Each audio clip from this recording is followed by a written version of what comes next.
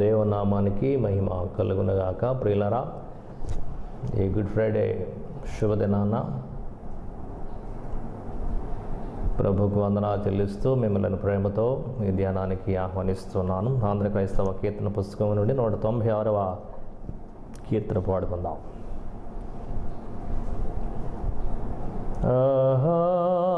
మహాత్మా శరణ్యా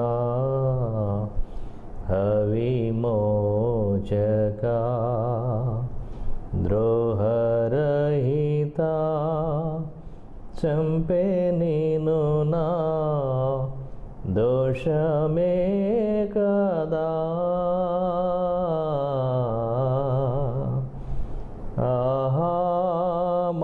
మహాత్మా శరణ్యా విమోచకా వీరలను క్షమించు తండ్రి, నేరరేమియున్ కోరితిటులు నిన్ను జంపు క్రూరజనులకై.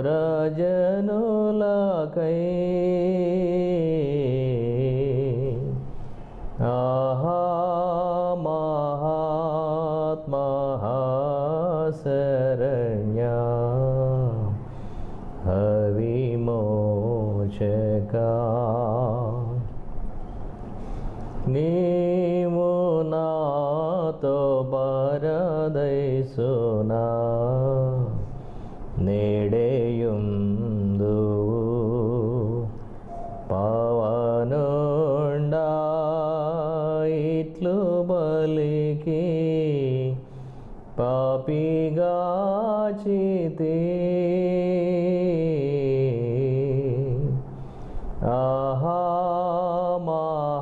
మహాత్మా శరణ్యా విమోచకా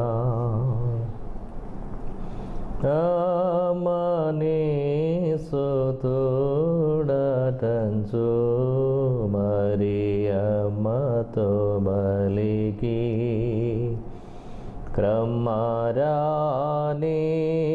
జననీయంచు కర్తనుడివితి.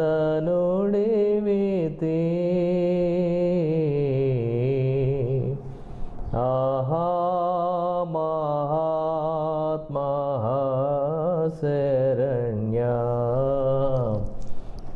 విమోచకా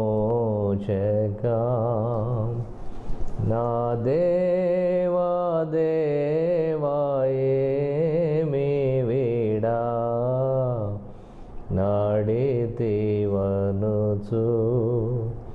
శ్రీదేవసుతా పలికితివి శ్రమ చెప్పసఖ్యమా.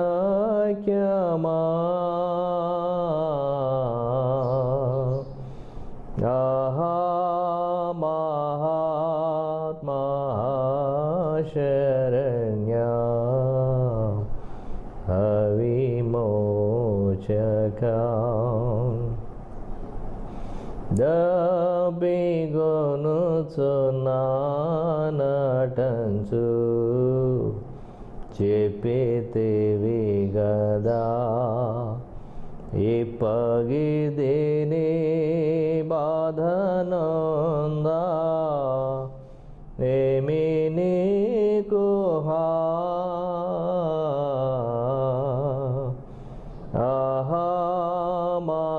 మహాత్మా శరణ్యా విమోచకా శ్రమ ప్రమాదములను గొప్ప శబ్దమేతిహా సమాప్తమైన దంచు దిలిపి సమసితివి గదా. మహాత్మా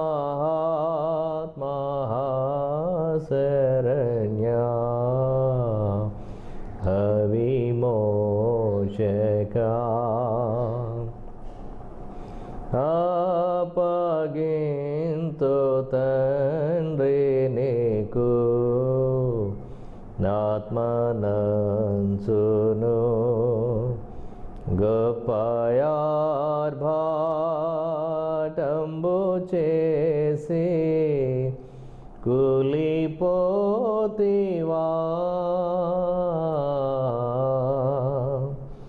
ఆహా మహాత్మా శరణ్యా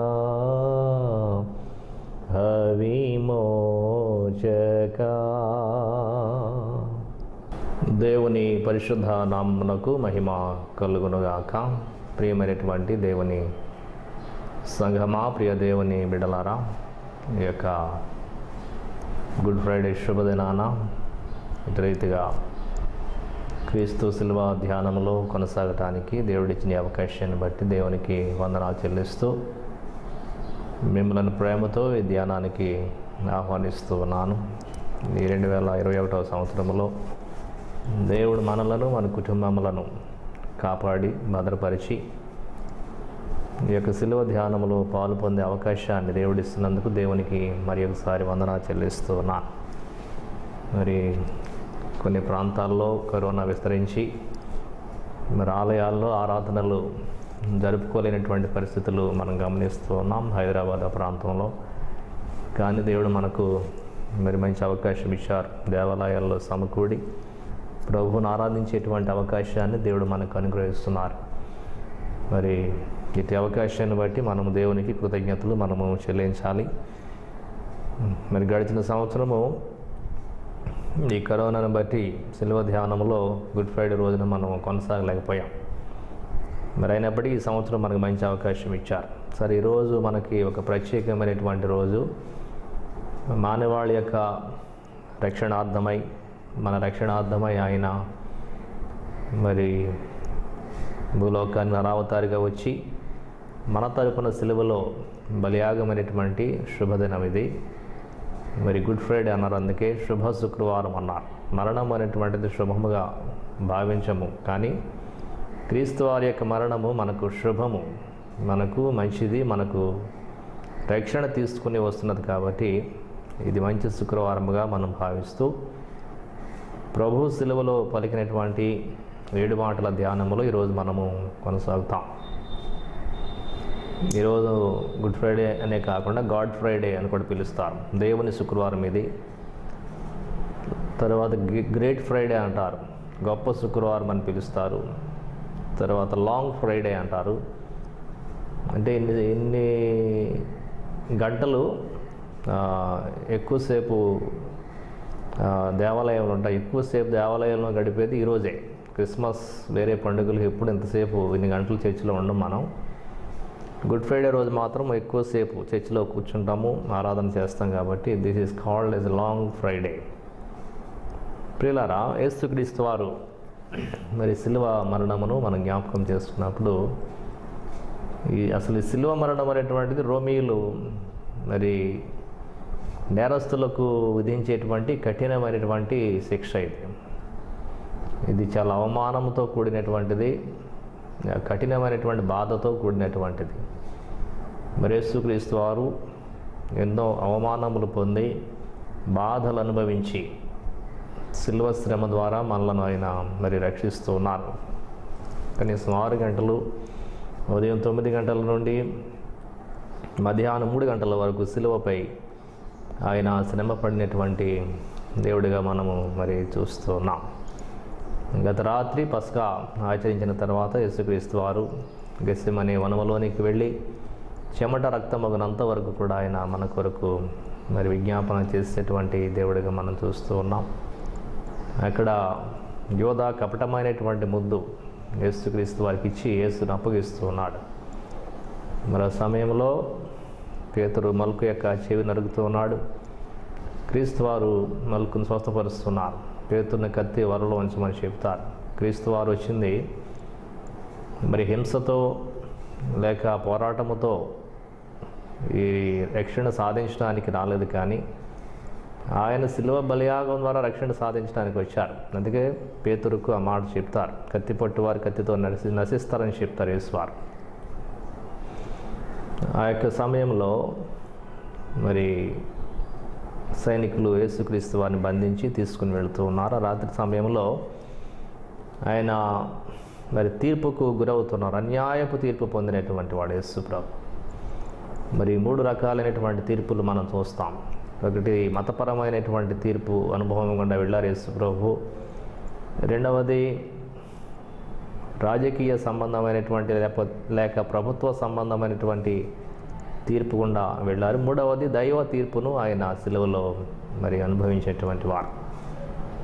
మరి మతపరమైనటువంటి తీర్పు మొదట అన్న వద్దకు తీసుకువెళ్తారు, తర్వాత కైఫా వద్దకు తీర్పు, తర్వాత సన్హెడ్రిన్ సభ, తర్వాత పొంతు పిలాతు వద్ద తీర్పు జరుగుతుంది. పిలాతు మరలా హేరోదు వద్దకు పంపిస్తాడు. హేరోదు మరలా పిలాతు వద్దకు పంపించినప్పుడు పిలాతు వద్ద ఫైనల్ జడ్జిమెంట్ జరుగుతుంది. క్రీస్తును సిలువకు మరి అప్పగించాలి అనేటువంటి తీర్మానం జరుగుతుంది. పిలాతు విడిపించడానికి ప్రయత్నం చేస్తాడు. బరబ్బా కావాలా, క్రీస్తు కావాలా అన్నప్పుడు మరి బరబ్బాయే కావాలని వారు మొండిపట్టు పడతారు యూదులు. క్రీస్తును మాత్రం సిలువేయమని చెప్తారు.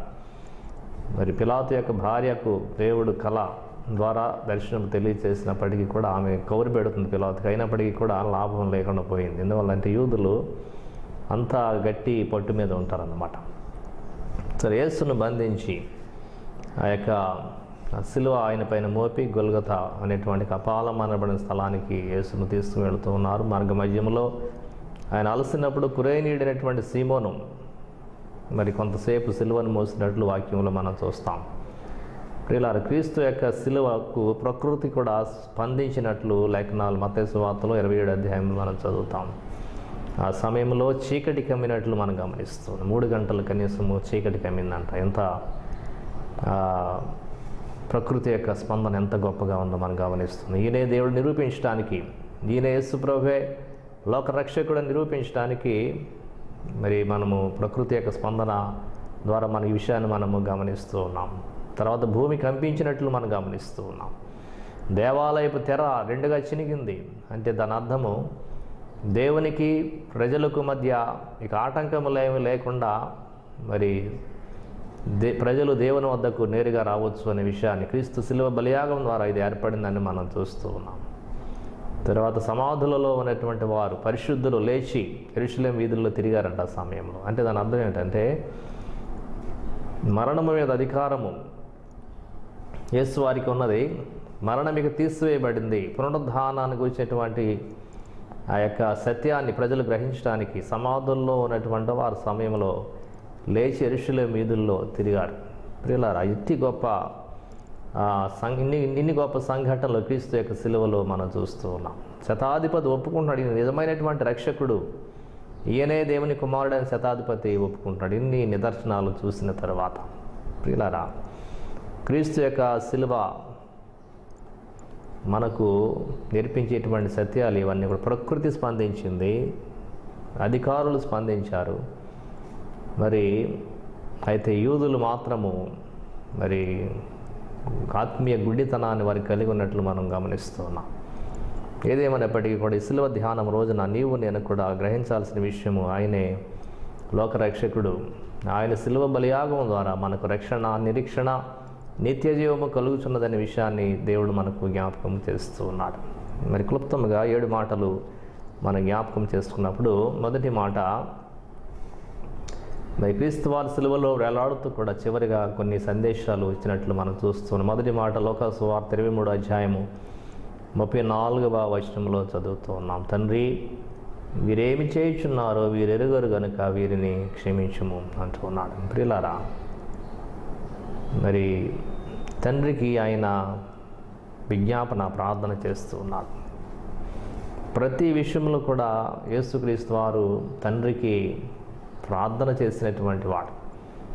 ఆ తండ్రికి కుమారుడికి ఉన్నటువంటి ఇంటిమేట్ రిలేషన్షిప్, అత్యంత సన్నిహితమైనటువంటి సంబంధము ప్రార్థన ద్వారా మరి ఉన్నట్లు మనం చూస్తూ ఉన్నాం. ఆ కష్టంలో ఆయన ఎవరికి చెప్తున్నాడంటే తండ్రికి చెప్తున్నాడు. ఆ బాధలో ఆయన మరి శత్రువుల కొరకు సహితం ఆయన ప్రార్థన చేస్తూ ఉన్నాడు. తండ్రి, వీరేమి చేయుచున్నారో వీరెరుగరు గనుక వీరిని క్షమించు. They are innocent. వారు అమాయకంగా చేస్తున్నారు. నేను దేవుడినని వారు గుర్తించలేకపోయారు. దయచేసి వారిని క్షమించు అని ప్రార్థిస్తున్నాడు. ప్రియులారా, ఈ విజ్ఞాపన ప్రార్థన యాజ్ ఎ హై ప్రీస్ట్, ప్రధాన యాజకుడిగా వచ్చాడు ఆయన ఇక్కడికి. ప్రధాన యాజకుని పని ఏంటంటే ప్రజల పక్షంగా, పాపుల పక్షంగా దేవునికి ప్రార్థన చేయటం. సిలువలో యేసు వారు ఈ యొక్క ప్రార్థన శత్రువుల పక్షంగా ఆయన మరి జరిగిస్తూ ఉన్నారు. ఇది మనము నేర్చుకోవాల్సినటువంటి సత్యం. నీ కష్టంలో, నీ బాధలో నువ్వు దేవుని వద్దకు ప్రార్థనతో రావాలా, దేవుడు జ్ఞాపకం చేస్తూ ఉన్నాడు. సిలువ శ్రమలో యేసు వారు ప్రార్థన ద్వారా తండ్రి వద్దకు ఆయన వస్తూ ఉన్నారు. శత్రువుల కొరకు ప్రార్థిస్తూ ఉన్నారు. ఈ సిలువలో మనం నేర్చుకునేటువంటిది శత్రువులను ప్రేమించాలో, మిమ్మల్ని హింసించు వారి కొరకు మీరు ప్రార్థన చేయమని వాక్యము సెలవిస్తున్నది. తర్వాత మొదటి మాటలో క్షమాపణ మనం నేర్చుకుంటూ ఉన్నాం. మరి బోధ చేసినటువంటి యేసు వారు క్షమించండి, శత్రువులను క్షమించండి చెప్పినటువంటి ఆయన ఒక మాదిరి చూపిస్తున్నారు. సిలువలో క్షమాపణ ఎట్లా ఉంటుందో, హింసించే వారి కొరకు ఆయన ప్రార్థన చేస్తూ క్షమాపణ మరి ఆయన చూపిస్తున్నారు. ప్రియులారా, కాబట్టి మనం ఈ మొదటి మాటలో నేర్చుకునే సత్యము, తండ్రికి మన కష్టము తెలియచేయాలి, శత్రువుల కొరకు మనము ప్రార్థన చేయాలి, విజ్ఞాపన చేసే వారముగా ఉండాలి. తరువాత క్షమించేటువంటి వారముగా మనము ఉండాలి. మనము క్షమించిన ఎడల ఆయన మన పాపములను క్షమించేవాడు అనే సత్యాన్ని మొదటి మాటలో మనము నేర్చుకుంటూ ఉన్నాము. తర్వాత రెండవ మాట లూకాసు వార్త 23వ అధ్యాయం 43వ వచనంలో చదువుతూ ఉన్నాం. నేడు నీవు నాతో కూడా పరదైసులో ఉందని నీతో నిశ్చయముగా చెప్పుచున్నాను. క్రీస్తు వారిని మరి ఇద్దరు దొంగలతో కలిసి సిలువ వేస్తారంటే, దొంగలతో కలిసి సిలువ వేయటం అంటే భక్తిహీనులతో కలిసి సిలువ వేస్తే యేసువారు కూడా భక్తిహీనుడు అని చరిత్రలో మిగిలిపోతాడని వాళ్ళు ఉద్దేశంతో అట్లా సిలువ వేస్తారు. కానీ మరి అక్కడ మనం గమనిస్తే ఇద్దరు దొంగల్లో కూడా ఒక దొంగ పరివర్తన చెందుతాడు. పరివర్తన చెంది పశ్చాత్తాపడతాడు. మాకైతే ఇది సరైనదే శిక్ష. ఎందువల్లంటే మేము నేరాలు చేస్తాం, ఘోరాలు చేస్తాం, పాపాలు చేస్తాం, ఈ శిక్ష మాకు సరైనదే ఒప్పుకుంటూ ఉన్నాడు, పశ్చాత్తాపడుతూ ఉన్నాడు. ప్రియులారా, మనము పశ్చాత్తాపడాలి. సిలువ వద్దకు మనం వచ్చినప్పుడు you have to repent for your sins. నీ పాపముల నిమిత్తము నీవు పశ్చాత్తాప అనుభవాన్ని కలిగి ఉన్నప్పుడు ఆ పశ్చాత్తాపపు అనుభవంలో నుండి దేవుడు నీకు గొప్ప మేలు అనుగ్రహించేటువంటి వాడుగా ఆయన ఉంటూ ఉన్నాడు. అందుకే నీవు రాజ్యముతో వచ్చినప్పుడు నువ్వు నన్ను జ్ఞాపకం చేసుకో అని ప్రార్థించినప్పుడు యేసు వారు ఇచ్చినటువంటి వాగ్దానం ఏమిటంటే, నేడు నీవు నాతో కూడా పరదైసులో ఉందని నీతో నిశ్చయముగా చెప్పుచున్నాను. ఈ పరదైసు అనేటువంటి పదము, పరదైసు అనేటువంటిది ఏమిటంటే రాజుల యొక్క ఉద్యానవనం, సేద తీరేటువంటిది, సంతోషంగా గడిపేటువంటి స్థలం. అది రాజు ఎవరికైనా మరి ఆతిథ్యం ఇవ్వాలని తలస్తే ఆ ఉద్యానవనంలోకి ఆహ్వానించి అక్కడ సత్కరించేటువంటి వాడు, సంతోషపెట్టేవాడు. యేసువారు మనకిచ్చేటువంటి పరదైసు, నిత్య జీవం అనేటువంటి ఆనందకరమైన స్థలానికి దేవుడు మనల్ని తీసుకువెళతానని వాగ్దానం చేశాడు. ప్రియులారా, ఈ దొంగ చివరి క్షణంలో పశ్చాత్తాపడి ప్రభువును వేడుకున్నప్పుడు ప్రభువు ఆ వ్యక్తిని విడిచిపెట్టలా. ప్రియులారా, యోధా కూడా పశ్చాత్తాపడ్డాడు, కానీ లాభం లేకుండా పోయింది. యేసువారి వద్ద పశ్చాత్తాపడలేదు. ధనవంతుడు ఎక్కడ పశ్చాత్తాపడుతున్నాడు, నరకంలోకి వెళ్ళి అక్కడ పశ్చాత్తాపడుతున్నాడు, కానీ లాభం లేదు. సమయం మించిపోయిన తర్వాత పశ్చాత్తాపడితే లాభం లేదు. ప్రియులారా, సమయం ఉండగానే మనం పశ్చాత్తాపడదాం. ఆ పరదేశు అనుభవాన్ని, దేవునితో కలిసి జీవించేటువంటి అనుభవాన్ని మనము పొందుకుందాం. రెండవ మాటలో ఈ సత్యాన్ని మనము చూస్తూ ఉన్నాం. మూడవ మాట యోహాను సువార్త 19వ అధ్యాయం 26-27 వచనాలు. అమ్మా, ఇదిగో నీ కుమారుడు, ఇదిగో నీ తల్లి. పిల్లరా, తల్లి పట్ల చూపవలసినటువంటి ప్రేమను యేసువారు ఇక్కడ మనకు తెలియజేస్తున్నారు. నీ తల్లి ముదిమి యందు ఆమెను నిర్లక్ష్యము చేయకుము అని వాక్యము స్పష్టంగా తెలియజేస్తున్నది. తర్వాత మరి మరియతో ఆయనకున్న సంబంధాన్ని మనం చూస్తే యోసేపు చిన్న వయసులోనే చనిపోతున్నాడు, యేసువారి యొక్క చిన్న వయసులోనే. ఆ తల్లి వద్ద ఆయన 30 సంవత్సరాలు ఆయన ఉన్నటువంటి వాడు.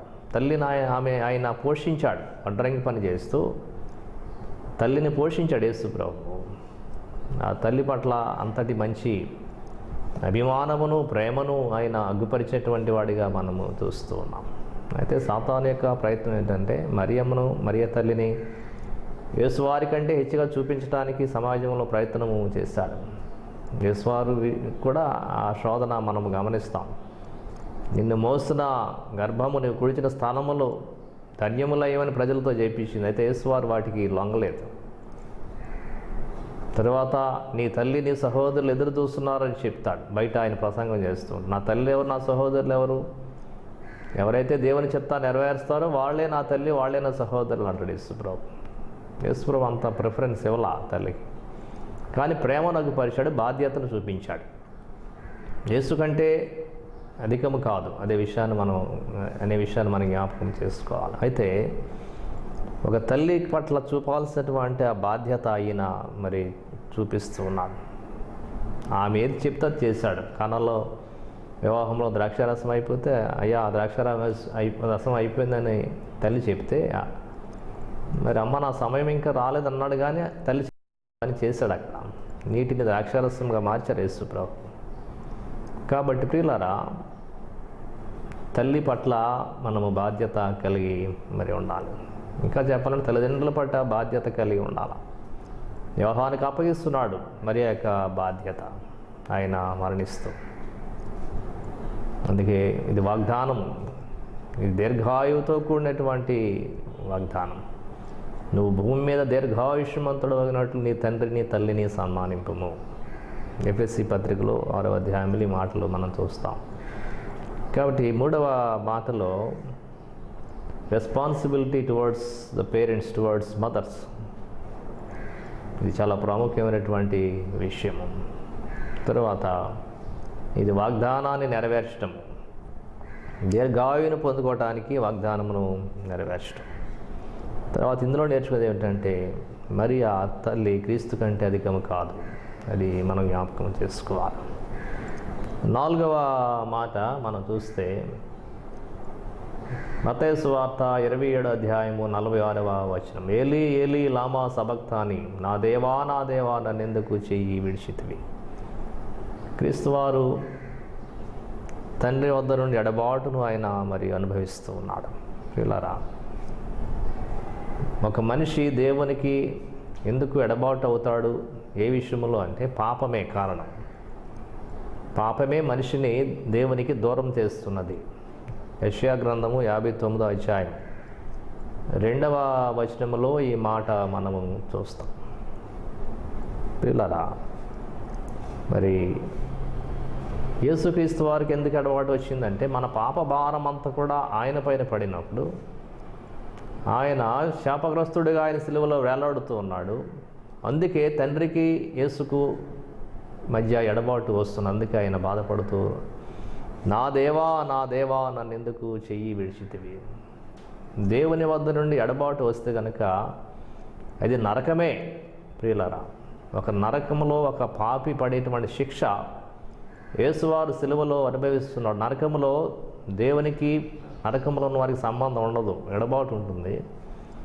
ఆ ఎడబాటులో ఉన్నటువంటి బాధ ఏమిటో యేసువారు సిలువలో ఆయన అనుభవిస్తూ ఉన్నారు. ఈ రోజున అనేకమైనటువంటి కష్టాలకు, బాధలకు, శ్రమలకు కారణము ఈ పాపమే. ప్రియులరా, దేవుని నుండి దూరమై ఒకవేళ ఇంత నరకయాతన మనం అనుభవిస్తున్నామేమో, క్రీస్తు సిలువ బలియాగం ద్వారా వచ్చినటువంటి దీవెన మనలను దేవునికి దగ్గరకు చేరుస్తూ ఉన్నది. మనము దేవుని వద్దకు రావాలి. కాబట్టి దేవుని యొక్క బిడలముగా ఈ ఎడబాటులో నుండి మనము బయటకు వచ్చి క్రీస్తు ద్వారా మరలా దేవునితో కలిసి ఆ ఎడబాటును తొలగించుకోవడానికి మనం ప్రయత్నము చేయాలి. దేవుని ఎడబాటు అయితే నువ్వు తట్టుకోలేవు. యేసువారు సిలువలో తట్టుకోలేకపోయారు. కాబట్టి పాపమంతా కూడా విడిచిపెట్టాలి. పాపమే ఎడబాటు తీసుకుని వస్తున్నది. కాబట్టి పాపముని విడిచి దేవుని వద్దకు వచ్చినప్పుడు మనము దేవునితో సమాధాన పడతాం, దీవెన ఆశీర్వాదాలు పొందుకుంటాం. ఇక 5వ మాట యోహాను సువార్త 19వ అధ్యాయం 28వ వచనంలో, నేను దప్పికొనుచున్నాను. 5వ మాట. ఈ మాట యొక్క ప్రాముఖ్యత ఏమిటనగా, యేసుక్రీస్తు వారి యొక్క మానవ స్వభావాన్ని తెలియజేసేటువంటి మాట ఇది. ఆయన పూర్తిగా దేవుడు, పూర్తిగా మానవుడు. Is fully divine and is fully human. ఆ విషయాన్ని మనం జ్ఞాపకం చేసుకోవాలి. పూర్తిగా దేవుడు, పూర్తిగా మానవుడు. ఆ మానవ స్వభావం ఏమిటంటే దాహము కొన్నాడు అనమాట యేసువారు. మరి దేవుడు కాబట్టి కొంతమంది ఏమన్నారంటే, ఈ దేవుడు కాబట్టి ఎంత కొట్టినా దెబ్బలు తగలవో, నొప్పి తెలియదు అనుకున్నారు. కానీ మానవ రీతిగా ఆయన మానవుడు కాబట్టి ఆ పూర్తి బాధను ఆయన అనుభవించినటువంటి వాడు అనే విషయాన్ని మనము జ్ఞాపకం చేసుకోవాలి. ఆయన దాహము కొన్నాడు, ఆయన ఆకలి కొన్నాడు, ఆయన కన్నీరు కార్చాడు. మానవ స్వభావం ఆయనలో ఉన్నది పిల్లరా.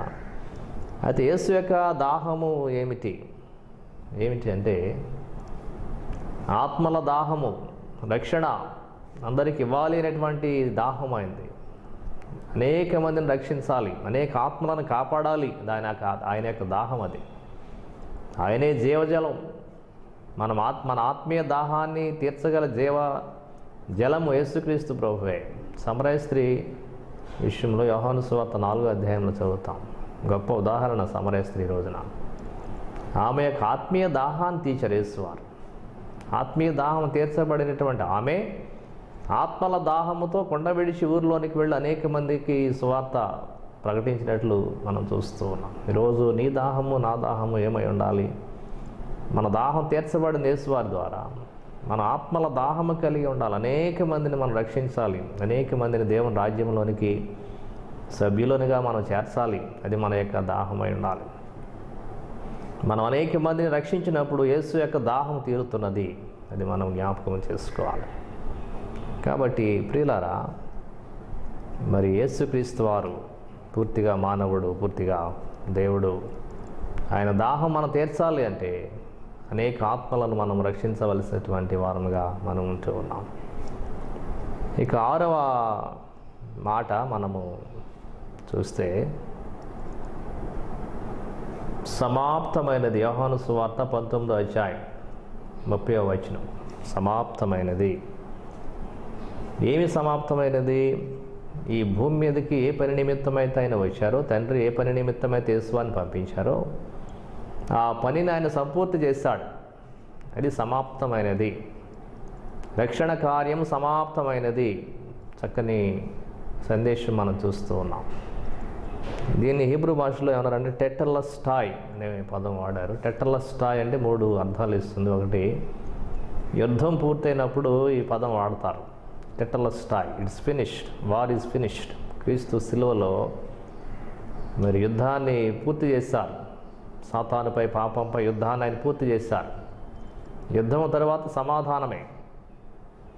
క్రీస్తు వారు మన తరపున పోరాడి యుద్ధం చేశారు, ఆయన గెలిచారు.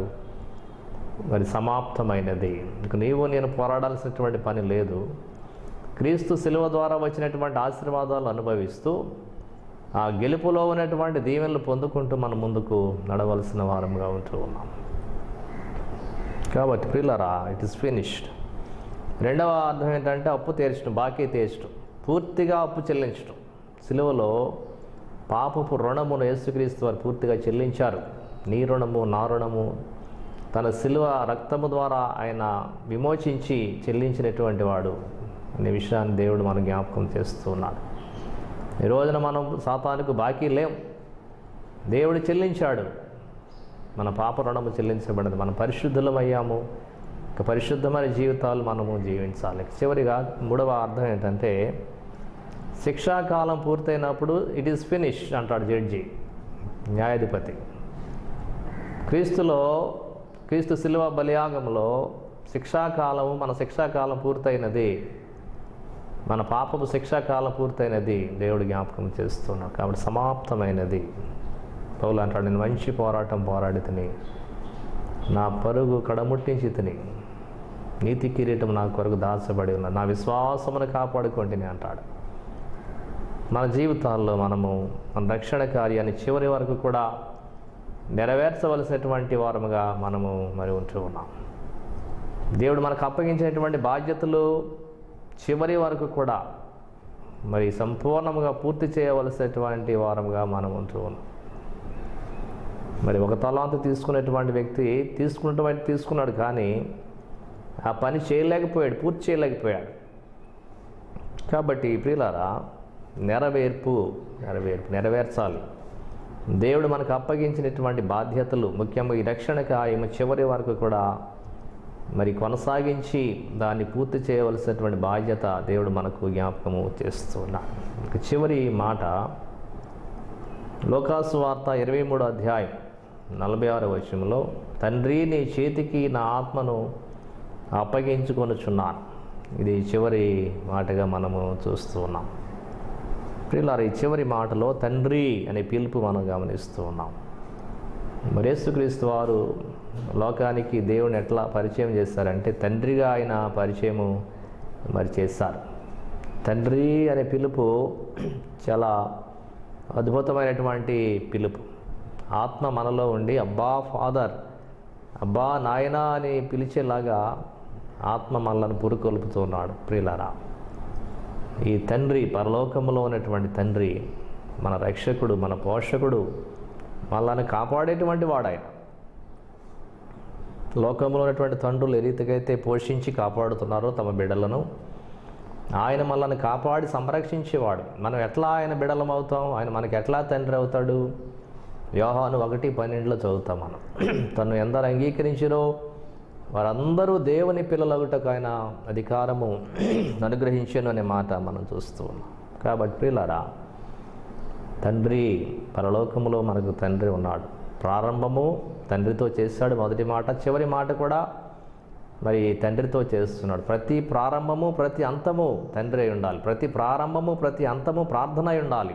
ఆ విషయాన్ని దేవుడు మనకు జ్ఞాపకము చేస్తూ ఉన్నాడు.